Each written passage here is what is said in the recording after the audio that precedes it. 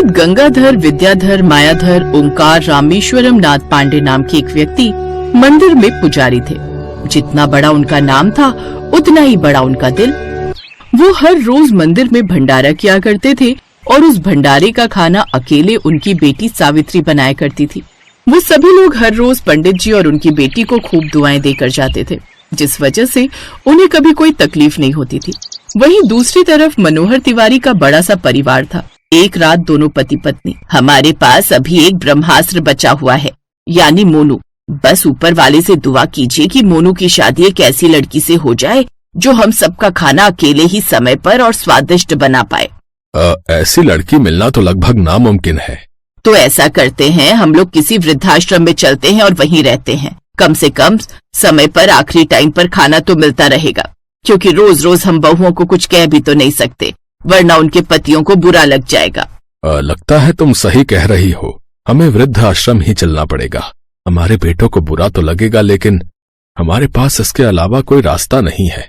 मैं कल जाकर कोई अच्छा सा वृद्धाश्रम देख लेता हूँ। अगले ही दिन मनोहर बाहर जाकर वृद्धाश्रम ढूंढने लगा। तभी रास्ते में उसे वही मंदिर दिखाई दिया जहाँ पर भंडारा चल रहा था। अरे पंडित जी प्रणाम, कैसे हैं आप? बस सब ऊपर वाले की कृपा है मनोहर लाल जी। आप बताइए कहाँ निकल पड़े आज? बहुत दिनों के बाद दिखाई दिए।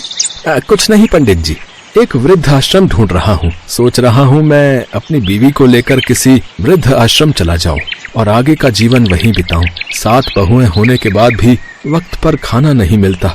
हर रोज लड़ाई झगड़े होते हैं खाने की वजह से। मनोहर लाल जी वो सब तो ठीक है, लेकिन अगर आप लोग वृद्ध आश्रम चले जाएंगे तो आपके बेटों को अच्छा नहीं लगेगा। आपके बेटे तो बहुत संस्कारी हैं।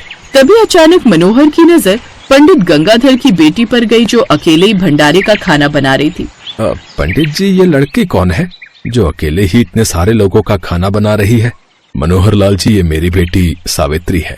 आपने इसे बचपन में देखा था, इसीलिए शायद पहचान नहीं पा रहे हैं। अगर पंडित जी की बेटी हमारे घर की बहू बन जाए तो हमारे घर की सारी समस्याएं दूर हो जाएंगी और हमें वृद्धाश्रम भी नहीं जाना पड़ेगा।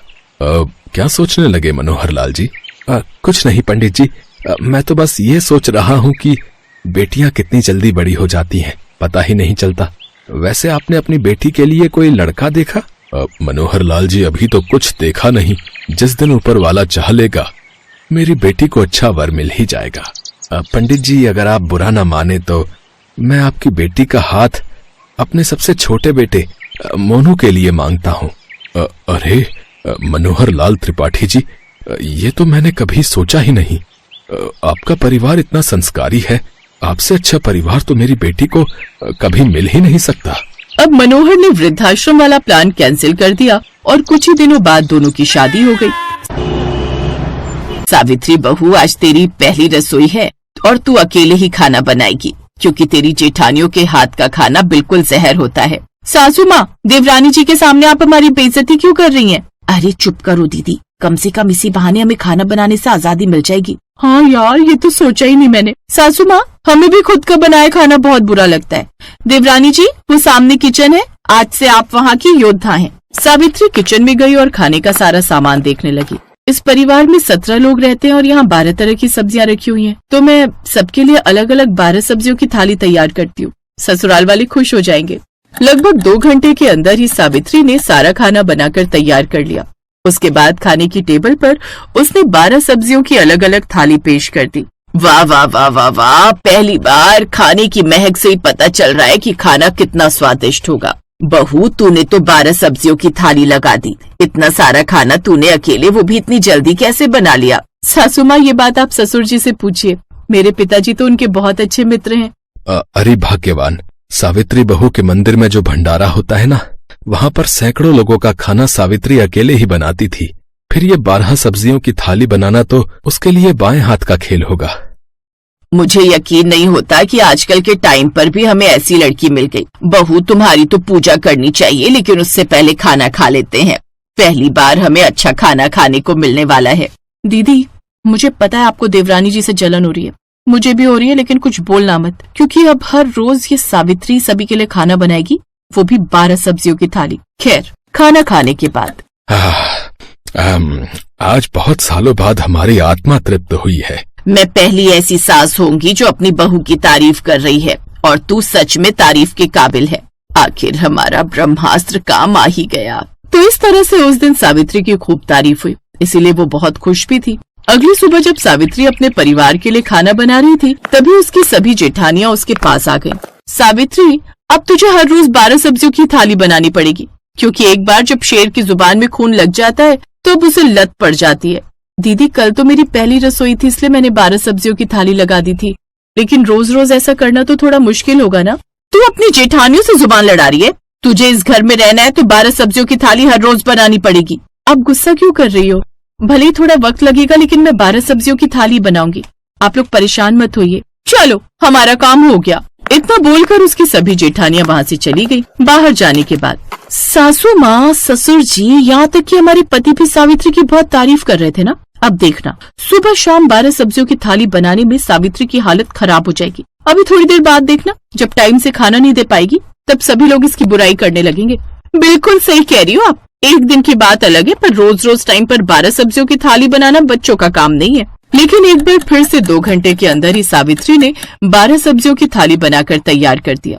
क्या बात है बहू, हमारी ये पहली सुबह होगी जब हमें समय पर खाना मिला है। आज से हम लोग टाइम पर काम पर जा पाएंगे। तो इस तरह से ससुराल वालों को अब 12 सब्जियों की थाली खाने की आदत पड़ गई। ऐसे धीरे धीरे कई महीने बीत गए। सावित्री गर्भवती हो गई। डॉक्टर ने कहा है कि आज के बाद सावित्री घर का कोई काम नहीं करेगी। आज के बाद तुम सबको 12 सब्जियों वाली थाली बनानी पड़ेगी, क्योंकि अब हमारी आदत हो गई है। और बहू, तुम पहली बार माँ बनने वाली हो, इसलिए कुछ दिन अपने मायके चली जाओ। सावित्री को उसकी सास ने मायके भेज दिया। अब जेठानियों की चली हुई चाल उल्टा उन्हीं पर भारी पड़ने वाली थी। अगली सुबह अरे भाग्यवान, दोपहर के 12 बज गए। 7 बहुएं होने के बावजूद अभी तक खाना बनकर तैयार नहीं हुआ। छोटी बहू तो अकेले ही 8 बजे तक खाना बना देती थी। अब क्या करें, सब की सब आलसी हैं। थोड़ी देर बाद ही उनकी बहुएं खाना लेकर बाहर खाने की टेबल पर आ गई, जहां पूरा परिवार इकट्ठा था। चलो, ऊपर वाले का शुक्र है कि हमें दिन में ही खाना तो मिल गया। हमने तो सोचा रात हो जाएगी खाना बनाते बनाते तुम लोगों को। आप लोग जब देखो तब हमें ही ताना मारा करते हो। इतने बड़े परिवार का खाना बनाना छोटा मोटा काम नहीं है। अरे, हमारा परिवार बड़ा है तो तुम लोग भी तो कम नहीं हो। 7 लोग मिलकर तो पूरे होटल का खाना बना सकते हो। हम लोग तो फिर भी सिर्फ 17 लोग हैं। और जरा ये सोचो कि सावित्री अकेली कैसे इतने सारे लोगों का खाना बना लेती थी। अच्छा, अब बहस मत करो, जल्दी से खाना खाते हैं। सभी लोगों ने खाना खाना शुरू कर दिया, लेकिन खाने का एक निवाला खाते ही, भाभी, खाने में तो बिल्कुल नमक ही नहीं है। लगता है गलती से इसमें आपने चीनी डाल दी है। सब्जी बिल्कुल मीठी लग रही है, और दाल में तो इतना नमक है कि पूछो ही मत। मुझसे तो नहीं खाई जाएगी ये दाल। इससे अच्छा मैं सिर्फ रोटी और प्याज ही खा लेता हूँ। छोटी बहू थी तब तक हर रोज 12 सब्जियों की स्वादिष्ट थाली मिलती थी, पर आज तो एक सब्जी भी ढंग की नहीं मिली। अरे बेटा, तू रोटी भी नहीं खा पाएगा। इन लोगों ने गलती से रोटी में भी नमक डाल दिया है। तुम लोगों का ध्यान रहता कहाँ है? अब जैसा भी बनाए चुपचाप खा लीजिए, वरना भूखे रहिए। हमसे नहीं होगा ये सब। फिर एक रात उनके सास ससुर अकेले में कुछ बातें कर रहे थे। अगर इस तरह रोज हम देर से खाना खाएंगे, और वो भी इतना बेहुदा, तो हम लोग जल्दी ही ऊपर वाले को प्यारे हो जाएंगे। लेकिन अब किया भी क्या जा सकता है। तभी वहाँ पर सावित्री की जेठानी आ गई। सासू माँ, आज हमें अपनी गलती का एहसास हुआ। हम 7 लोग मिलकर भी एक सब्जी की थाली नहीं बना पाते, तो सोचिए सावित्री बेचारी अकेली 12 सब्जियों की थाली कैसे बनाती होगी। हम हर दिन जानबूझकर जलन की वजह से उससे 12 सब्जियों की थाली बनवाते थे। मुझे पता था, इसी वजह से मैंने जानबूझकर उसे मायके भेजा था, ताकि तुम लोगों की अकल ठिकाने आ जाए। सासू माँ, देवरानी जी को बुला लीजिए। हम उनसे खाना बनाना सीखेंगे, फिर सब लोग मिलजुल कर खाना बनाया करेंगे। ठीक है। अगले दिन सावित्री वापस आ गई और सभी मिलजुल कर काम करने लगी।